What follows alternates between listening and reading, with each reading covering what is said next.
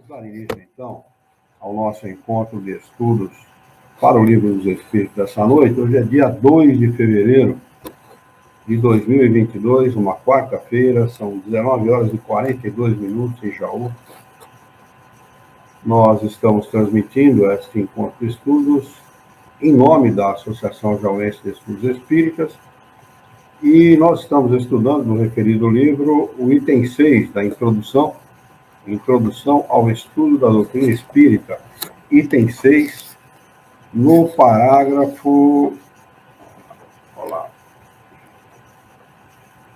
Deixa eu colocar... Parágrafo 3º. Isso, mas nós estamos lá na frente da introdução, do resumo, né? Introdução ao Estudo da Doutrina Espírita, item 6, resumo da doutrina dos Espíritos, na segunda página, no segundo parágrafo.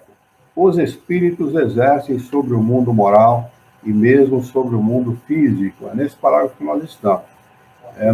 Quase no finalzinho deste item, no resumo da doutrina dos espíritos. Quase lá no finalzinho, próximo já do item 7. Parágrafo 2º, quem tem a tradução da LAC, parágrafo 2º, os espíritos exercem, só para dar uma posição para o Paulo, que está por aí conosco, para ele poder se posicionar lá e estudar junto conosco o Livro dos Espíritos. Muito bem, vamos lá. Os espíritos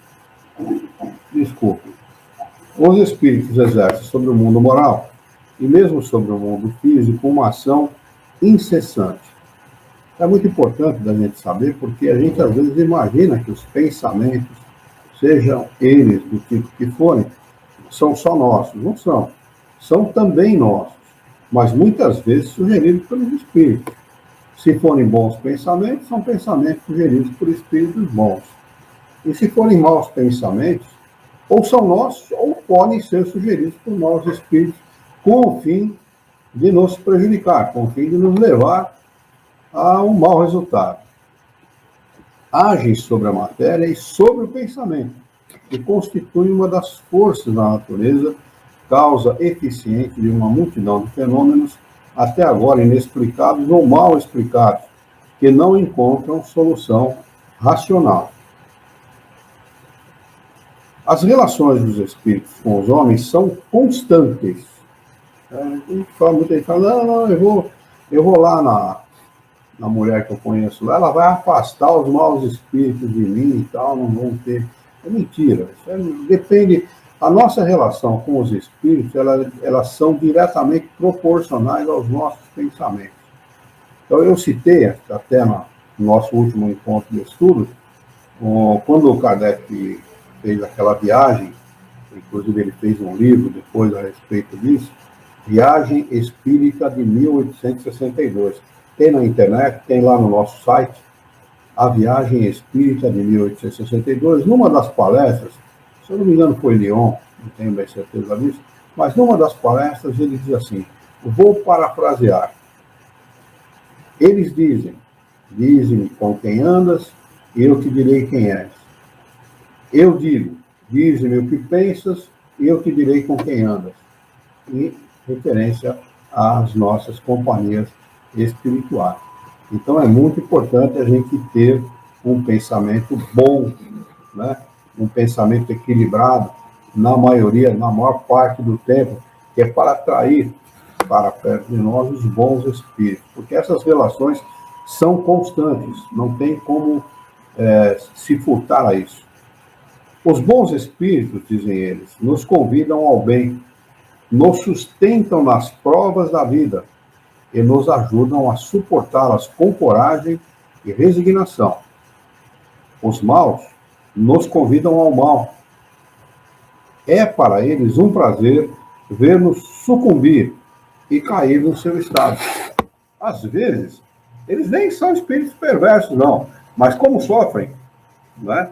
Por inveja daqueles que estão bem, e por inveja daqueles que têm uma situação melhor, influenciam essas pessoas para ver a derrocada da pessoa, só para que ela sofra igual a eles. Né? Então, é muito perigoso nós mantermos um pensamento desequilibrado na maior parte do tempo, né? Não cuidarmos dos nossos pensamentos, porque é assim que funciona. Eles têm o prazer de vermos sucumbir e cair no estado deles, no estado de sofrimento. As comunicações ocultas verificam-se pela influência boa ou má que eles exercem sobre nós sem o sabermos, cabendo ao nosso julgamento discernir as boas, as más, desculpe, e boas inspirações. Pô, tem um pensamento na cabeça, pô, se suicida, cara.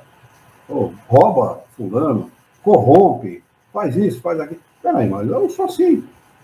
Não está na minha índole, não penso assim. Eu vejo a vida de outra maneira. Então, peraí, esse pensamento não é meu. O pensamento é sugerido. Não é? É tão assim que Kardec explica, se eu não me engano, no livro dos médiuns, é no livro dos médiuns que ele explica isso, que para que a pessoa se junte a espíritos homicidas, basta que ele tenha um pensamento de matar alguém. Ele pode não levar a efeito esse ato, mas o fato dele pensar em matar alguém já é suficiente para ele atrair para perto dele espíritos que pensam da mesma maneira. Olha a importância da qualidade dos nossos pensamentos. É terrivelmente importante para que nós não venhamos a sucumbir e cair no estado deles, ou cometer erros, equívocos, que possam nos custar 2, 3, 4 encarnações para corrigir aquele equívoco, para corrigir aquele erro que nós cometemos. Na realidade, não existe erro, né? O que existe são provas, são experiências, boas ou mal vividas, né? Se nós nos deixarmos levar pelas circunstâncias, nós vamos viver mal e vamos ter que corrigir isso em determinado momento, né? Porque fica latente na nossa consciência essa cobrança. Então, o espírito desencarna e pede para reencarnar nesta ou naquela circunstância para poder corrigir, ou para poder corrigir os erros do passado, ou para poder adquirir virtudes que ele não tem, né? Por isso que Kardec diz que a situação social de um espírito não retrata aquilo que ele é.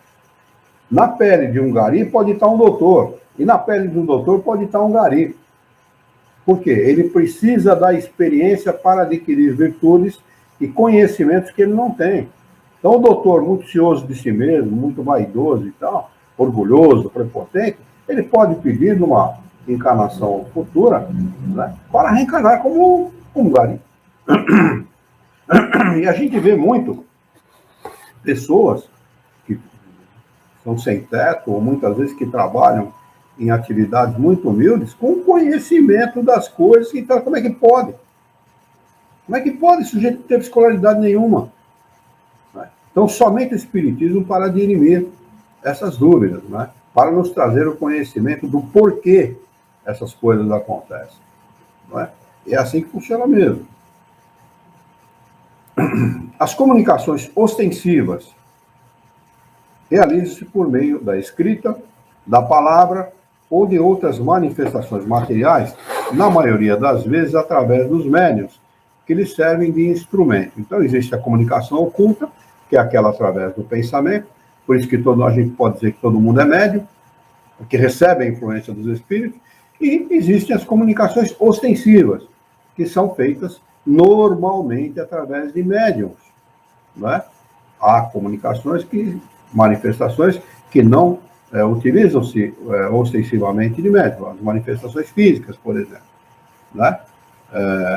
O espírito pode se utilizar de um médium que está longe daquele ambiente onde a manifestação está ocorrendo, 2, 3 quadras, 1 quilômetro, 2. Vai lá, pega os recursos necessários, os recursos fluídicos necessários, né? Faz a mistura necessária com os fluidos dele e promove aquele evento, né? Então, mas normalmente as comunicações ostensivas, elas ocorrem através dos médiuns. Os espíritos se manifestam espontaneamente ou pela evocação. Para quem não sabe o que é uma evocação, é pedir para que aquele determinado espírito se manifeste, né? Eles se comunicam espontaneamente, vêm por conta própria, se comunicam, se manifestam, ou pela evocação. Podemos evocar todos os espíritos, os que animaram homens obscuros e os dos personagens mais ilustres, qualquer que seja a época que tenham vivido.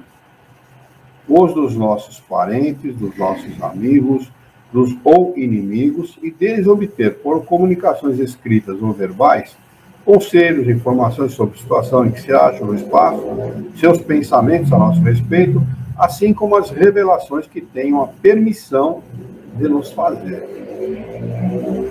Os espíritos são atraídos na razão de sua simpatia pela natureza moral do meio que os evoca. Os espíritos superiores gostam das reuniões sérias em que predominam o amor do bem e o desejo sincero de instrução e de melhoria. Sua presença afasta os espíritos inferiores, que encontram, ao contrário, livre acesso e podem agir com inteira liberdade entre pessoas frívolas ou guiadas apenas pela curiosidade. E por toda parte onde encontrem maus instintos. Longe de obtermos bons conselhos e informações úteis desses espíritos, nada mais devemos esperar do que futilidades, mentiras, brincadeiras de mau gosto ou mistificações, pois frequentemente se servem de nomes veneráveis para melhor induzirem ao erro.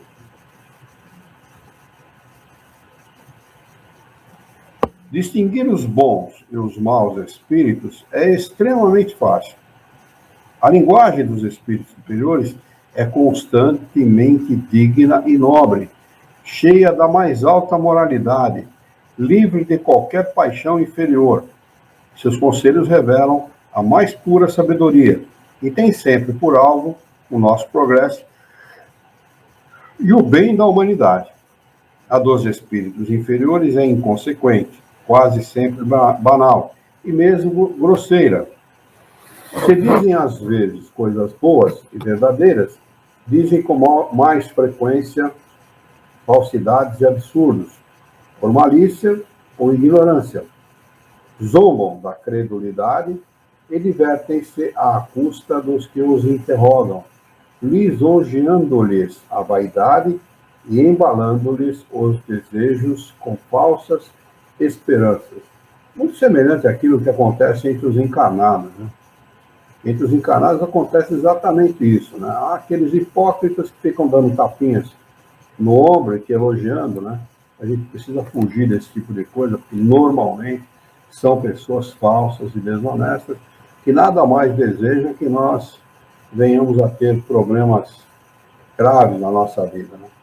Os espíritos também são assim. Em resumo, as comunicações sérias, na perfeita acepção do termo, não se verificam senão nos centros sérios, cujos membros estão unidos por uma íntima comunhão de pensamentos dirigidos para o bem. A moral dos espíritos superiores se resume como a do Cristo nessa máxima evangélica, abre aspas, fazer aos outros o que desejamos que os outros nos façam. Parece muito simples essa frase, até banal, né? Porque é repetida tantas vezes, né? Como a moral do Cristo, mas se a gente observar na vida, poucos a praticam. Poucos a praticam. Basta a gente chegar no estacionamento de qualquer loja ou de qualquer supermercado e ver que muitas vezes a pessoa toma o espaço de 2 carros com o carro dela. Quer dizer, pouco se lixando se o outro vai ter necessidade, se vai pegar muita chuva porque vai ter que estacionar distante, ou coisa do gênero, né? É o que mais tem. Então, as pessoas realmente não levam isso em consideração, mas os espíritos superiores, eles sempre levam isso em consideração. Fazer aos outros o que desejamos que os outros nos façam. Ou seja, fazer o bem e não o mal. O homem encontra nesse princípio a regra universal de conduta, mesmo para as menores ações. As menores, estacionamento de qualquer lugar, por exemplo, na rua.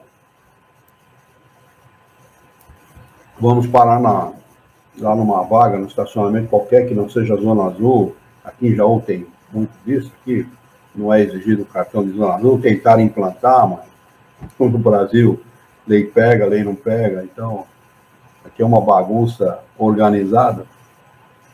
E como não tem cartão, não se exige cartão, o sujeito para de qualquer jeito, para em guia rebaixada, para em estacionamento de viatura, para em estacionamento reservado para idoso, para em estacionamento reservado para cadeirante.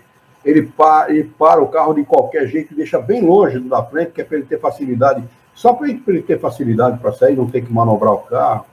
Quer dizer, as menores ações, se nas menores ações, né, como essa, por exemplo, ele não leva isso em consideração, o que dirá numa transação de negócio, de alto valor, etc. O que ele puder tomar no próximo, com certeza ele vai tomar, ele não vai ser muito honesto, não. Eles nos ensinam que o egoísmo, o orgulho, a sensualidade são paixões que nos aproximam da natureza animal, prendendo-nos à matéria. Prendendo-nos, isso é muito importante. Por quê? Desencarna, ligados a esses sentimentos, egoísmo, orgulho, sensualidade e tal, ou as paixões humanas, no modo geral, vai ficar preso à Terra, não vai ficar preso aqui ao planeta mesmo, né? Não vai para o nosso lar, não, ele vai para o vosso lar. Ele vai ficar preso em casa mesmo, né? Que o homem que desde esse mundo se liberta da matéria pelo desprezo das futilidades mundanas e o cultivo do amor ao próximo, aproxima-se da natureza espiritual. Aquele que desde dessa vida se desliga das coisas materiais, do apego às coisas, porque é o que mais nós fazemos, né? Isto é meu papagaio, meu cachorro, minha casa, meu filho, né? Minha esposa, meu marido, minhas coisas, meu carro e tal. Quer dizer, essa pessoa que está ligada dessa maneira às coisas materiais, fatalmente, ao desencarnar, vai ficar presa no mundo material. Uma vez eu frequentei durante 12 anos o Centro Espírita Antônio de Paula, onde o seu Francisco Ortigosa, um espanhol muito querido, já desencarnado, era presidente, e veio uma senhora que morava longe do Centro Espírita, uns 30 ou 40 metros, 50 metros no máximo, e ela veio lá e eu atendi a pessoa. Ela falou: olha, eu vim aqui porque participar da reunião de vocês, eu não sou espírita, eu sou católico. Mas meu marido desencarnou há 2 dias, desencarnou, ela falou, morreu, né? O católico não usa o termo desencarnar, que aí tem tanto hábito de falar desencarnar, que acaba usando somente o termo espírita, mas o católico não fala desencarnar, o católico fala morreu. Meu marido morreu há 2 dias, e eu vou ser no quintal, todo dia no quintal, cavando o quintal. Eu falei, por quê? Porque quando ele faleceu, quando ele morreu, aí ele estava abrindo uma valeta para consertar o esgoto da nossa casa que estava vazando. Então ele desencanou preocupado com o esgoto. Então todo dia eu ouço ele cavando o quintal, cavando. Né? Então olha que interessante, né? O sujeito desencarnou preocupado com uma tarefa que ele estava desenvolvendo, e ele estava tão preocupado com aquilo que desencarnou e não se deu conta. Isso é muito mais comum do que a gente imagina. Uma boa parte dos espíritos que habitam este mundo, o mundo de expiação e prova, desencarnam e não se dão conta de que estão desencarnados.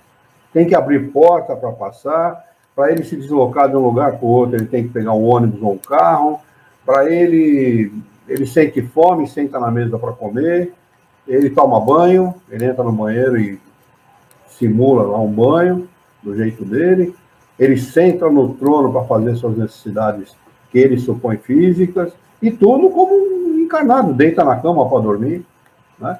Tenta falar com seus parentes, com seus filhos, com a sua esposa, com seu marido e tal, né? É desse jeito que a coisa funciona, quer dizer, primitivos são espíritos que realmente não têm conhecimento nenhum e não procuraram esse conhecimento.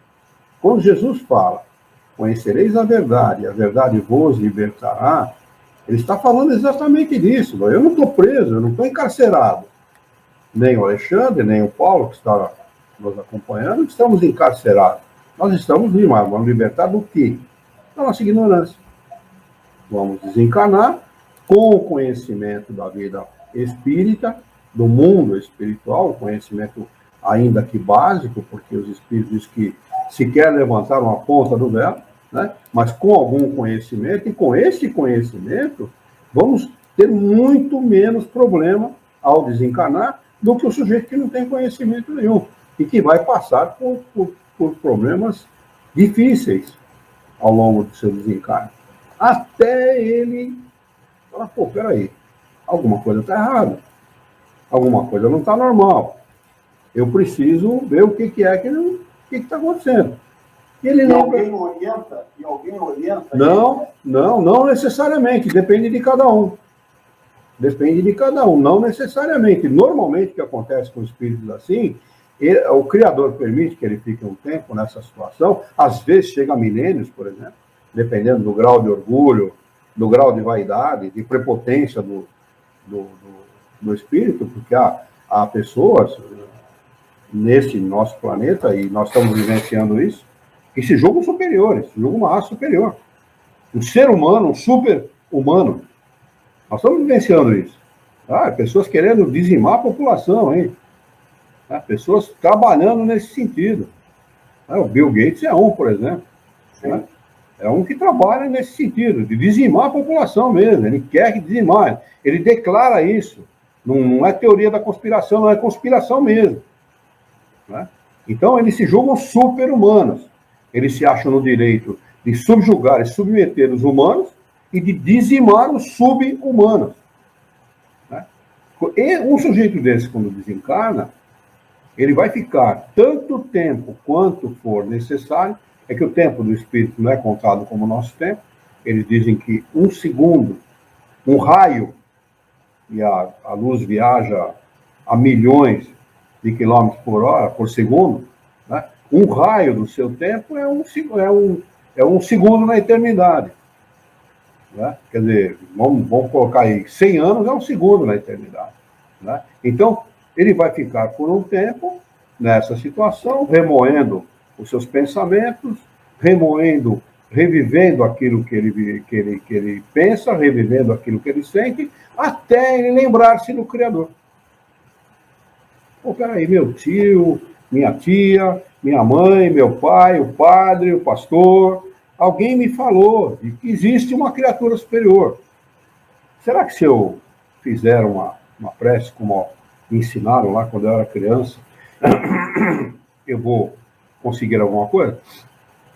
E ele, já cansado de tanto sofrimento, já cansado de tantas adversidades, de vivenciar atrocidades no mundo espiritual, ele simplesmente volta humildemente seu pensamento a Deus e, voltando seu pensamento a Deus humildemente, ele acaba por angariar a presença dos bons espíritos que o vem aconselhar. Aí sim, aí ele começa um processo de mudança, né? De retorno à sua condição de espírito, porque até então ele era um déspota, entendeu?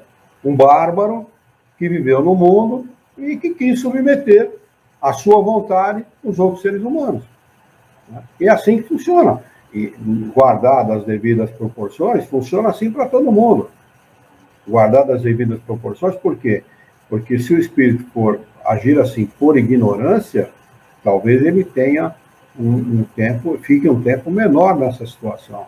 Vai lembrar-se de Deus mais rapidamente e vai conseguir reverter esse processo mais rapidamente.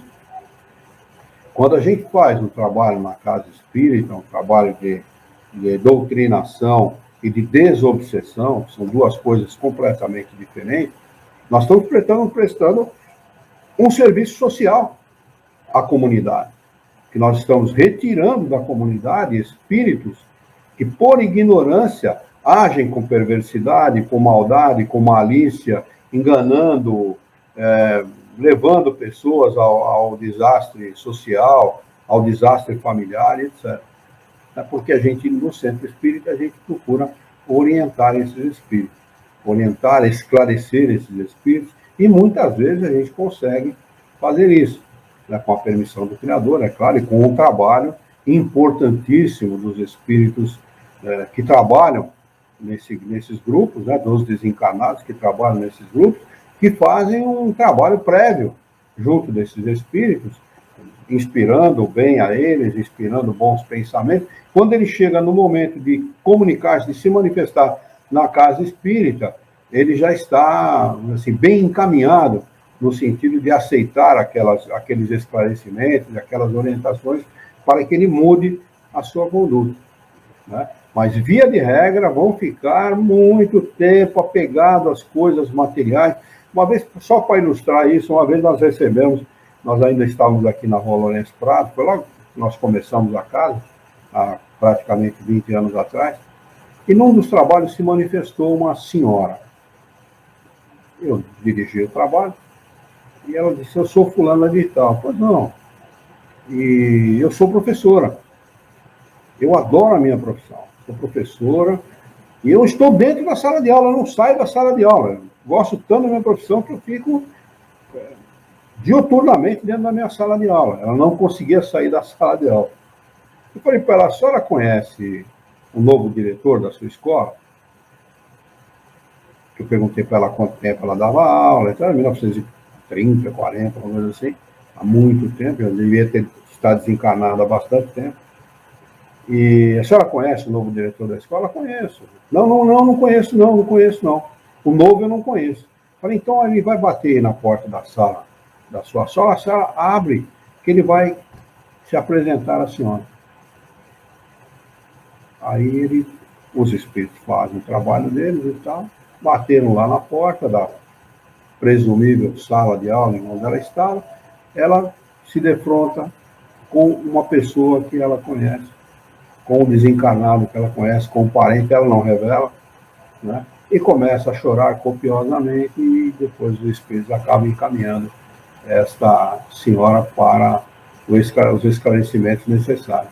Então, olha como é interessante, olha como é importante, né, a qualidade dos nossos pensamentos, o nosso conhecimento, para que a gente desencarne com mais qualidade, né, para que você não perca tempo, né, ficando preso de pensamentos e de vontades e de desejos que não levam o espírito a progredir, que acabam se tornando um empecilho, uma perda de tempo, né? Uma perda de tempo que poderia ser muito útil para a evolução, para o progresso dos espíritos. Há muito tempo atrás, bastante tempo atrás, eu li, se eu não me engano, foi no livro O Céu e o Inferno, que há espíritos que, durante o sono do corpo físico, porque toda vez que a gente fala em sonho, a gente pode traduzir isso como atividade do espírito. Sonho é igual à atividade do espírito. Espíritos encarnados? Sim, sim. Espírito desencarnado, a gente pode dizer que a maioria não sonha. Dormem por influência magnética, por influência fluídica dos espíritos, dormem. Eu não sabia disso, eu fui saber dessa realidade, eu supunha que espíritos não dormiam, mas dormem sim.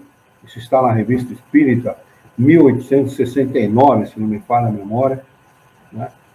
Um espírito relatando que estava dormindo, e Kardec depois explica essa situação, né? Então a influência fluídica dos espíritos faz com que os espíritos que tenham necessidade durmam, né? Mas eles não sonham, né? Ou sonham muito pouco, né? Mas nós, os encarnados, ao longo da nossa existência aqui na Terra, nós podemos, tendo uma qualidade moral de vida boa, durante a atividade do sonho, a nossa atividade espiritual, a nossa atividade é muito semelhante àquela dos espíritos desencarnados, nós podemos, ao desencarnar, encontrar trabalhos realizados. Encontrar trabalhos prontos, realizados. Olha que coisa extraordinária. Já imagina você desencarnar e falar: pô, ao longo da minha encarnação, eu fiz alguma coisa de bom, né? eu fiz alguma coisa de útil para mim e para os meus irmãos, né?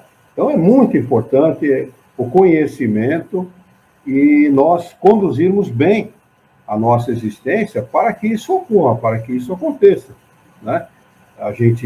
Eles aconselham também que, ao deitar na cama, nós elevemos o nosso pensamento a Deus e peçamos a Ele que permita que os bons espíritos, que o nosso espírito guia, venham nos fazer companhia ao longo da noite e nos conduzam pelos bons caminhos, nos inspirem o bem, nos instruam, nos orientem, não é? Para que o nosso sonho, para que as nossas atividades espirituais durante o sono do corpo físico sejam boas, sejam úteis para o nosso espírito e para os nossos irmãos. Porque ninguém faz nada somente para si. Você faz para si e para o seu próximo, não é? Então, é muito útil a gente ter esse tipo de pensamento no momento de dormir. Não dormir sem fazer esse pensamento, né? Para que a gente possa gozar desse privilégio de estar na presença dos bons espíritos, estar na presença do nosso espírito guia, que deve se sentir muito feliz, né, ao ver o seu tutelado conduzir-se pela vida de maneira adequada, de maneira boa, né, um bom caminho. Então, vamos lá.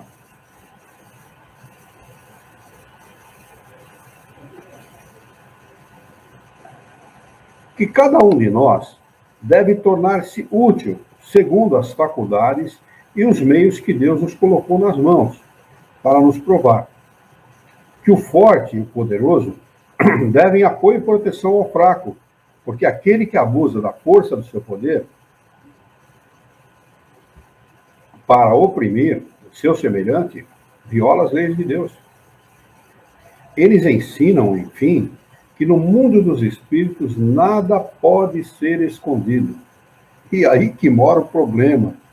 Já pensou o sujeito que está habituado a ser um hipócrita na vida material, na sua existência material? No momento que ele desencarna, ele fica nu, do ponto de vista das suas ações.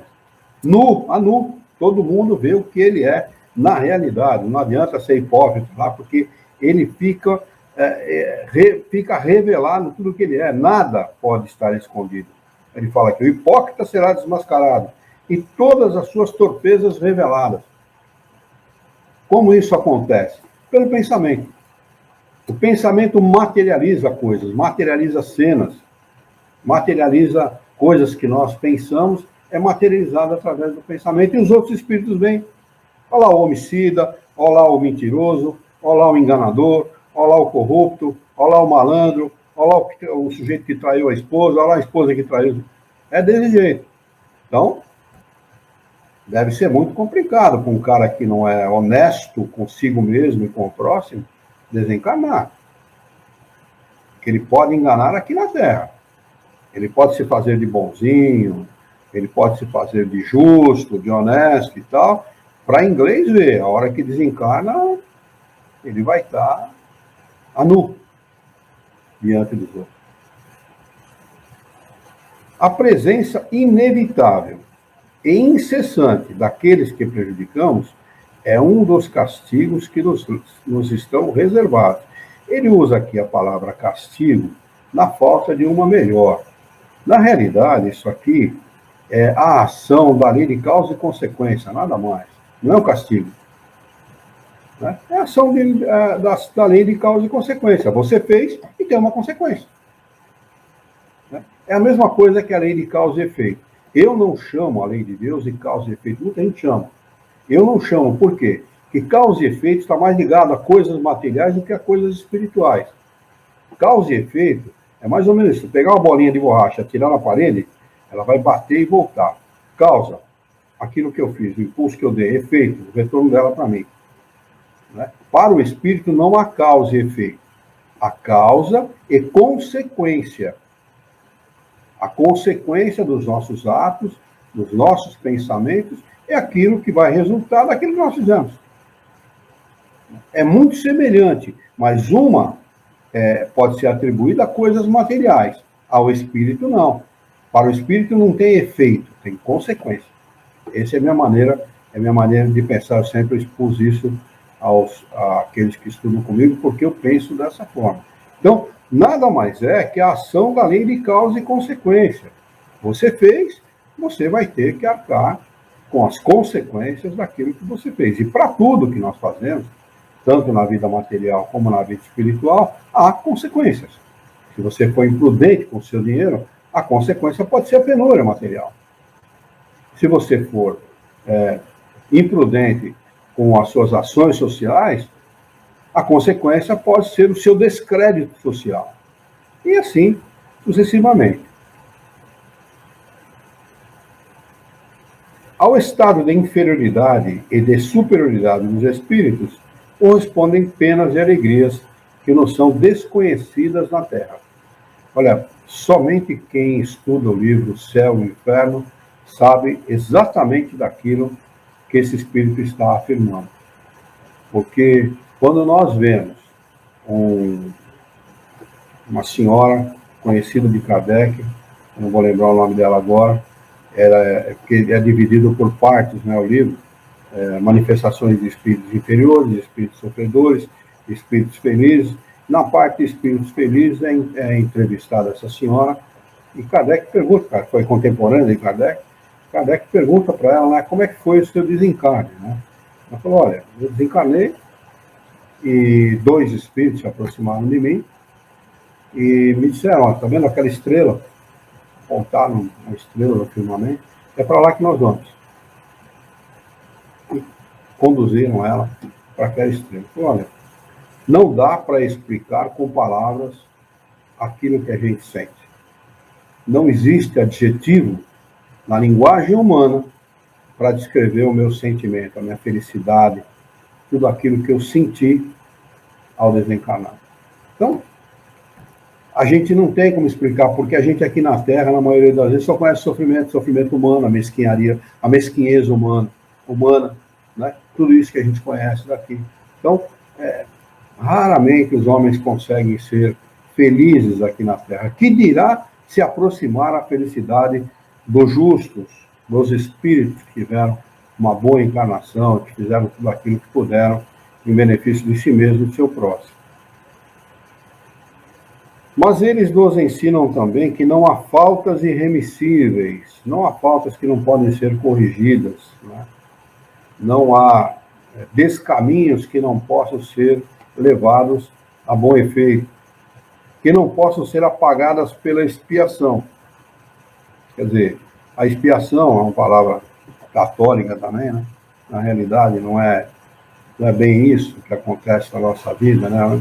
É o efeito, é a consequência, melhor, daquilo que o espírito fez ao longo da sua encarnação. Ele desencarna, ele vai ter um desencarne problemático, né? Ele vai ter que arcar com os custos de tudo aquilo que ele fez, e ao retornar pelo arrependimento verdadeiro e honesto, né, sincero, ele vai receber a orientação dos espíritos e vai começar, a partir daí, a elaborar uma nova encarnação.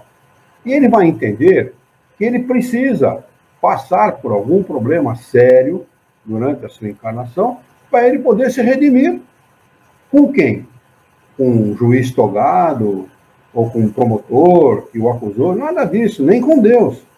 Que Deus nem condena e nem perdoa, ele ama.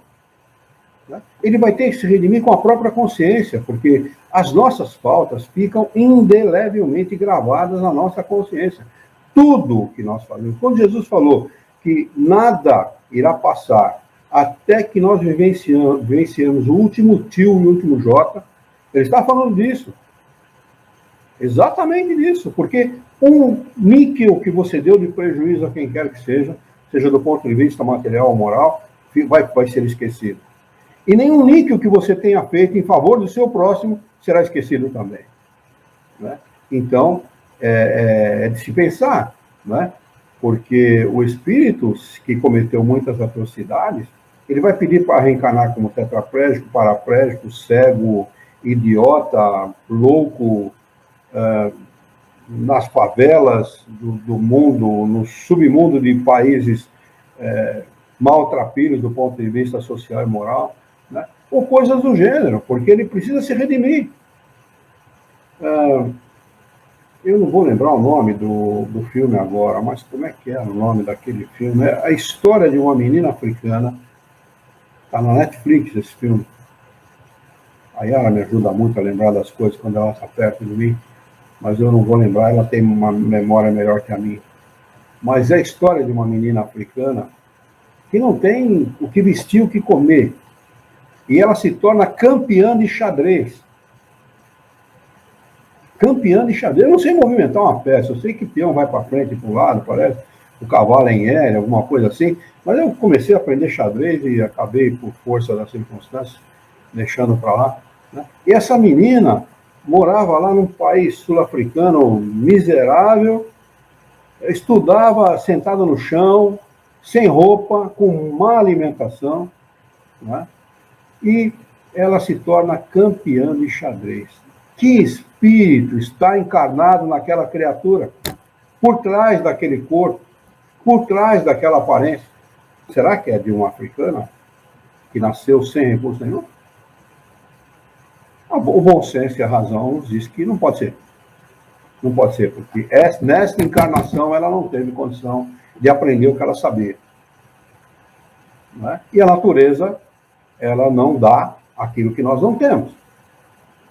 A natureza dá para os animais, e nós, do ponto de vista material, pertencemos à natureza animal, aquilo que é de cada um. Né? O que é próprio de cada um. Ninguém tem mais do que é. Então, é interessante de ver isso. É interessante a gente observar isso. O homem encontra o meio necessário nas diferentes existências que lhe permitem avançar na via do progresso. Olha que interessante essa afirmação. O homem encontra o meio necessário nas diferentes existências que lhe permitem avançar na via do progresso, em direção à perfeição, que é o seu objetivo final. Então, é mais ou menos por aí que a banda toca. Né?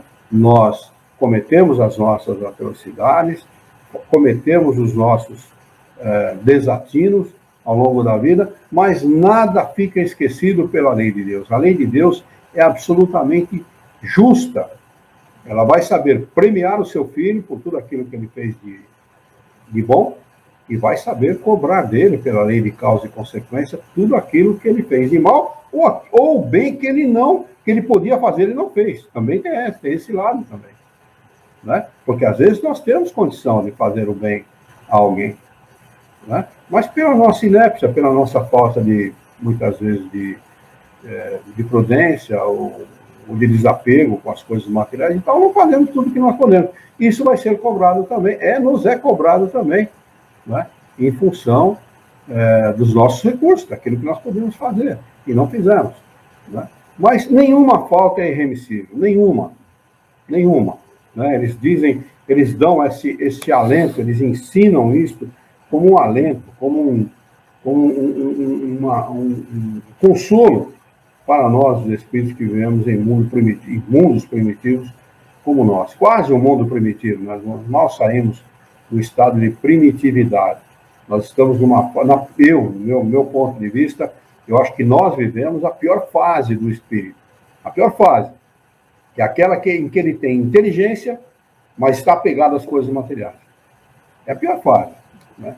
Desapegar-se das coisas materiais para os espíritos que têm inteligência e que vislumbram na posse das coisas materiais o poder, e que imaginam que somente através do poder e da posse ele vai ser feliz, é a pior situação que ele diz. Né? Kardec diz, os espíritos superiores ensinaram para ele, que com o conhecimento da doutrina espírita, retira do homem 3/4 partes da importância em relação às coisas materiais. E é a pura realidade. Para ele, para quem estuda a doutrina espírita, para quem compreende a realidade da sobrevivência da alma e a necessidade da reencarnação, essas 3/4 partes de importância da vida material se perdem. Né? Nada é nosso, a importância dos bens materiais é muito relativa às nossas necessidades, de progresso, mas somente isso. Nós não temos a posse nem do corpo. Né? A única coisa que é nossa, que é nosso, legitimamente nosso, é o conhecimento. Isso é legitimamente, isso ninguém tira, isso ninguém toma, é nosso. Né? Mas todo o resto, não temos nada. Tanto que a gente nasce nu, né? E se bobear, não tiver ninguém para cuidar, desencarna nu também. Vai para um buraco lá sem roupa. Né? Ou vai ser cremado aí de alguma maneira, mas nem o corpo é nosso. E eles arrematam dizendo o seguinte: este é o resumo da doutrina espírita, como ela aparece no ensinamento dos espíritos superiores. Vejamos agora as objeções que lhe fazem. Eu acho que nós poderíamos parar aqui no início desse item 7 para retomar na próxima quarta-feira. O que você acha, Alexandre? Acho interessante. Eu queria aproveitar... Tem mais um tempinho, podemos bater um papo. Vamos só anotar que hoje é dia 2/2 de 22, né? 2 para Chuchu. Pois não, pode falar, Alexandre. Estou à sua disposição, à disposição do Paulo também. Eu queria fazer uma consideração sobre essa última exposição que você fez, a respeito dos erros que nós cometemos aqui, né? É mais ou menos aquela história, né? Jogue a primeira pedra quem, em algum momento da vida, não cometeu algum tipo de erro. Com certeza, com certeza. Seja maior, seja menor, seja mais grave, seja menos grave. Esses erros, né, que ficam registrados na nossa trajetória, né, e que vão ser, na frente, quando desencarnarmos, vão ser expostos, vão ser cobrados. Esses erros, eles têm como ser reparados, de alguma forma, enquanto encarnados, né? Sim, claro. O início da reparação é o arrependimento. O arrependimento não resolve absolutamente nada. Certo. Né? O arrependimento é o início de um processo de reversão dessas coisas, de reversão dos nossos atos. Né? Arrependimento é uma coisa muito positiva, mas se levado efetivamente a efeito. E a partir daí começar efetivamente uma mudança de comportamento, uma mudança de atos, uma mudança de pensamentos, enfim, uma mudança em geral. Nós temos que mudar. Né? Como Paulo, o apóstolo dos gentios, né, como ele é chamado, ele instituiu com o propósito de ver as igrejas lotadas, a fé e a graça. Quem tivesse fé, receberia de graça a sua salvação. A intenção dele era muito boa, né? Mas a fé e a graça não existem. A fé não é uma coisa que você simplesmente declara. A fé não é isso. Né? Eu tenho fé. Peraí, você tem fé ou você acredita? Se você acreditar, é uma coisa. Se você tem fé, é outra. Porque a fé, ela é fruto do raciocínio. Nós jamais teremos fé se ela não for raciocinada. Eu não acredito em Deus, eu declaro isso sempre. Eu tenho conhecimento a respeito dele, eu sei dele. Jamais, por qualquer circunstância na minha vida, eu vou deixar de ter confiança irrestrita no Criador e colocar tudo nas mãos dele. Tudo, toda a minha vida. Eu assino um cheque em branco para ele todos os dias. Ele faz o que ele quiser dele. Isso é a chamada fé raciocinada. Está lá no início, na abertura do Evangelho segundo o Espiritismo. Fé inabalável é somente aquela que pode encarar a razão face a face em qualquer época da humanidade. Quando eu li isso pela primeira vez, eu falei, este cara, que eu imaginei que Kardec tinha escrito a obra, aí não foi, a obra dos Espíritos, né? Mas eu falei, esse cara, o cara que escreve uma coisa dessa, não tem medo de que examinem a sua obra. Porque é realidade, é verdade isso. Né? E graça não existe, ninguém recebe nada de graça. A nossa vida é a somatória dos nossos atos. É a somatória de tudo aquilo que nós fizemos. E não há como fugir disso. Porque as leis do Criador, elas são imutáveis, para que elas tenham estabilidade. E absolutamente justas, elas são iguais para todos, indistintamente. Por Luiz Herrera e para qualquer outro ser humano que habite o universo. Não estou falando só da Terra, não, que habite o universo. Ela é igual para todos. Então não existe nada de graça. O que nós temos que fazer é reparar os nossos maus atos e adquirir bons princípios, boa maneira de ser, mudar a nossa conduta moral. Os Espíritos dizem assim, lá no último capítulo, acho que 26 do Evangelho segundo o Espiritismo, capítulo das preces, eles falam assim, que eles viam muito pouca gente pedir a Deus forças para mudar a sua conduta moral. Pediam bens materiais, pediam saúde, pediam um bom emprego, pediam de tudo material, mas jamais forças para mudar a sua conduta moral. Quer dizer, é isso que é necessário. O homem está aqui, o homem que encarna, está aqui por uma única razão, para progredir. Não estamos aqui nem para gozar, nem para sofrer. Nós gozamos porque somos imprudentes. Eu vou gozar a vida. Eu quero gozar a vida é uma só. Já começa a imprudência aí. E não estamos aqui para sofrer. Mas por que sofremos? Sofremos porque somos ignorantes. O sofrimento é decorrência da nossa ignorância. Pura e simplesmente isso. Não é? Não há sofrimento se não houver ignorância. O homem que tem conhecimento não sofre. Ele passa pelos espinhos da vida com galhardia. Ele passa pelos espinhos da vida sem permitir que eles o firam de forma mais contundente, vamos dizer assim. Né? Então, é isso que é necessário. Não existe a salvação. Outro dia eu coloquei isso lá na nossa página no Facebook e uma pessoa questionou qual é a fonte, aonde está escrito isso. Eu falei, simplesmente, isso é fruto de 20 anos de estudo das obras básicas. A gente acaba por entender que não existe salvação.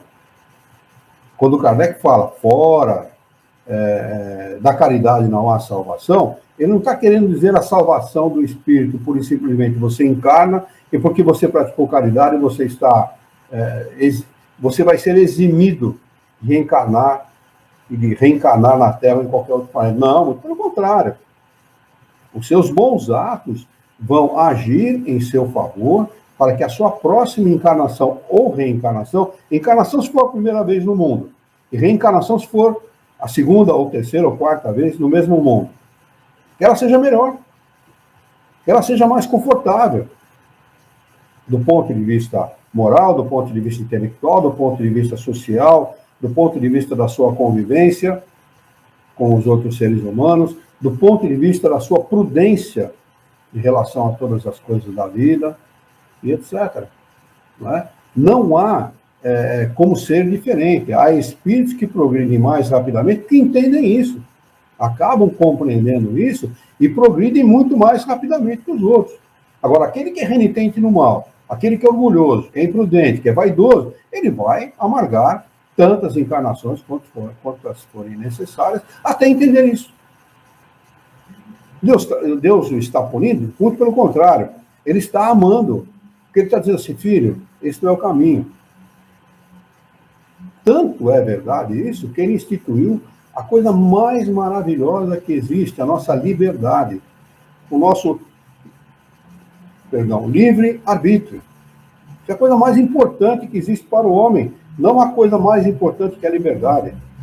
Nem a vida na matéria é mais importante que a liberdade. A vida é a coisa mais importante que nós temos. Mas não mais importante que a liberdade na matéria ou em estado de erraticidade. O espírito que não é livre, aquele que está encarcerado aqui na matéria, e o espírito que é escravo dos seus vícios, da sua maneira de pensar, ele vive a pior das vidas.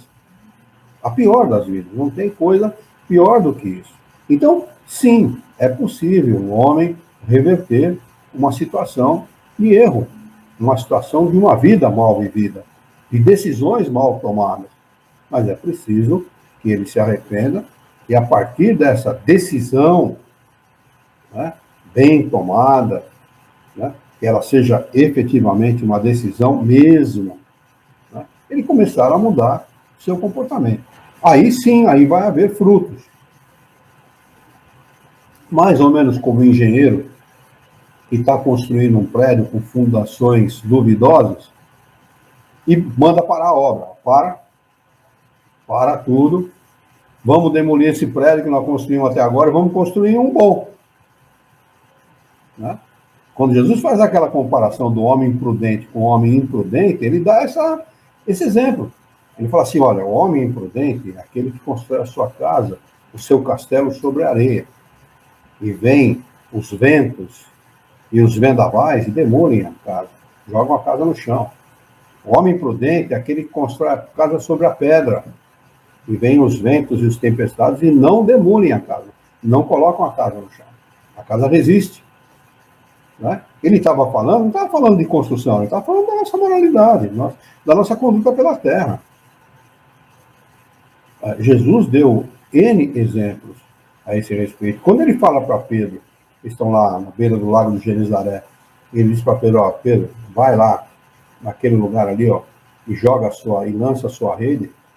Pô, senhor, peraí, pô, nós estamos pescando a noite inteira, nós somos pescadores profissionais, não pegamos um peixe. Você não confia em mim? Vai lá. Lança lá a tua rede naquele lugar. Ele foi lá, lançou, a gente sabe o resultado da situação, ele encheu um barco de peixe, depois que encostou mais 2 barcos, encheu mais 2 barcos de peixe. Né? O que Jesus fez? Milagre? Absolutamente. Não houve milagre nenhum. Ele usou da sua capacidade de expansão do perispírito. O espírito, ele é fluídico. Ele é matéria, mas ele é fluídico. Jesus sabia como fazer isso. Expandiu o seu perispírito, localizou o caminho e falou, ó, tá lá, ó. Então, essa é a diferença entre o espírito superior, na realidade Jesus não era um espírito superior, mas era um espírito puro, né? Dos espíritos como nós, espíritos aí, que estamos ainda marcando passo diante da vida, qualquer coisa é capaz de abalar as nossas convicções, qualquer coisa é capaz de abalar a nossa confiança no Criador, a nossa confiança em nós mesmos, na vida, no nosso próximo. Né? Então, essa é a grande diferença. Mas é possível, sim, é possível, e o Criador dá isso para nós, e quando eu falo para nós, eu estou falando para os encarnados e para os desencarnados, como ferramenta de progresso. Aliás, todos somos conduzidos a isso, seja durante a vida, ou seja depois de desencarnados. Vai chegar um momento que ou o espírito entende ou ele entende, não tem meio termo. Não tem meio termo. Eu tive um tio, por parte da minha mãe, eu chamava ele de tio também, porque eu o amava muito, o Geraldo, que ele desencarnou com peso na consciência, com uma dor de culpa muito grande, um sentimento de culpa muito grande, por ele ter feito coisas que ele não devia ter feito ao longo da vida. Né? Uma pessoa boa, mas que tomou decisões equivocadas. Uma pessoa boa, de bons sentimentos, era uma pessoa... Ele era italiano, ele falava muito carregado, né? E eu fiquei muitas vezes na casa dele, ele era casado com uma tia da minha mãe, tia Elisa, e brinquei muitas vezes na casa dele, eu tinha lá 4, 5 anos de idade e tal, e muitas vezes com ele estive numa casa que ele tinha lá na cidade do Oceano, e então era uma pessoa muito querida, e eu acompanhei muito a vida dele, o que ele fez ao longo da vida e tal. Mas, apesar de ser uma pessoa boa como ele era, tomou decisões equivocadas, decisões que levaram ele a um sofrimento muito grande antes de desencarnar. Ele ficou muito tempo na cama e criou uma escara nas costas e enfiava um dedo dentro daquele ferimento. Né? É assim que são as coisas. A vida, a lei de causa e consequência, ela não pune. Ela age em função de mostrar para o espírito, olha, a conduta não é essa. Você se conduziu errado. Você vai ter que mudar. Não é ninguém. O Criador não interfere no livre-arbítrio do homem, nem os espíritos. Nem Deus, nem Jesus, nem o seu espírito guia. Ninguém tem o poder de interferir na sua vida. Só vai haver interferência dos espíritos se você permitir. Você pedir ajuda dos bons espíritos, eles rapidinho vêm em seu favor. Se você não pedir também, os outros que estão no outro caminho vão vir também.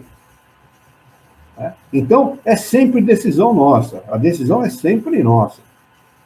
Nós temos aí o conhecimento à nossa disposição, a doutrina dos espíritos. Quem não gosta de doutrina espírita, por isto, por aquela razão, por outra razão, tem o Evangelho de Jesus. O Evangelho de Jesus é pródigo em ensinar moralidade, em conduzir o homem ao bom caminho. Muitos ainda estão lá no tempo da Bíblia. Jesus está acima da Bíblia. Jesus veio depois da Bíblia para ensinar coisas diferentes e combater os equívocos da Bíblia. Tanto que ele vem e diz, olha, vocês têm visto até agora o que andam dizendo. Olho por olho e dente por dente. Eu vos digo, ama, perdoa. Quer dizer, está vendo? Está errado aquilo que vocês estão aprendendo até agora. Não é assim. Deus é Pai. Deus ama. Deus é bom, misericordioso. Não é esse Deus que vocês falam aí na Bíblia, não. Esse Deus que pune, vingativo, vaidoso, que tem humor, que um dia está bom, outro dia não está, que pune um, privilegia um em detrimento do outro. Esse Deus aí não tem nada de ser o Deus de Moisés. Estou dizendo para vocês, Deus é bom e misericordioso, ama os seus filhos igualmente. É isso que... Então, não adianta o homem desencarnar e alegar ignorância. Você é ignorante. Por que isso? Você teve oportunidade. Você lembra lá na sua infância, quando seu tio, a sua tia, sua mãe, seu pai, ou seja lá quem for, falou para você de Jesus, do Evangelho de Jesus, da boa conduta moral, que você devia ser uma pessoa honesta, você devia obedecer o pai e a mãe, etc. Então, tudo isso é cobrado. Não adianta a pessoa alegar a ignorância, porque a ignorância ela é sempre parcial, nunca total. Não há aqueles que desconhecem totalmente os caminhos que devem percorrer. Podem se omitir, mas a omissão custa caro. Tanto aqui como encarnados, e principalmente como desencarnados. Se nós formos omissos com a nossa vida material, o que acontece? A derrocada. Nós vamos perder o que nós temos, o que nós levamos uma vida para conquistar, vamos ficar aí endividados, podemos estar até sujeitos a nos tornarmos moradores de rua, etc. O que é um desastre na vida de qualquer um. Então temos que ser prudentes. Para a vida espiritual, a mesma coisa. A prudência é fundamental. A prudência é importantíssima. Nós temos que ser prudentes e pensar nisso. Agradecer ao Criador tudo aquilo que nós temos, porque se nós temos problemas, nós temos os meios de resolvê-los. O Criador dá, ao lado do problema, ele dá a solução. Nos dá os meios de vencer. Daí, os atributos do espírito, como inteligência e pensamento. A inteligência é para ser utilizada. Ela precisa ser utilizada e desenvolvida. Nós temos que aprimorar a nossa inteligência e, consequentemente, a nossa maneira de pensar, para utilizarmos em favor de nós mesmos e em favor do nosso próximo. Não é? Perfeito. Muito bem. Deixa eu ver se o Paulo tem alguma pergunta. Se não tiver, nós vamos encerrar. Podemos encerrar, então? Tranquilo. Perfeito. Vamos lá. Vamos elevar o nosso pensamento, mentalizar a figura excelsa e amiga de Jesus, nosso mestre, nosso modelo e guia da humanidade. E juntos com Jesus vamos nos dirigir ao Criador, ao Senhor da vida, fonte inesgotável de paz, de amor, de bondade, de misericórdia e justiça, para agradecer muito pela oportunidade de aqui estarmos reunidos em seu nome para estudarmos o livro dos Espíritos. Queira a vossa bondade, o vosso amor, a vossa misericórdia, que tenhamos bom ânimo, coragem, determinação, ideias renovadas, alegria de viver e muito entusiasmo, para que nós possamos trabalhar e sermos úteis à sociedade em que vivemos. Ajuda-nos ainda, Senhor, dá-nos a força necessária para que nós possamos orientar a própria existência por um profundo e sincero respeito pelo nosso próximo. Em teu nome, em nome de Jesus, em nome dos bons espíritos, nós declaramos encerrados os nossos estudos dessa noite. Que assim seja.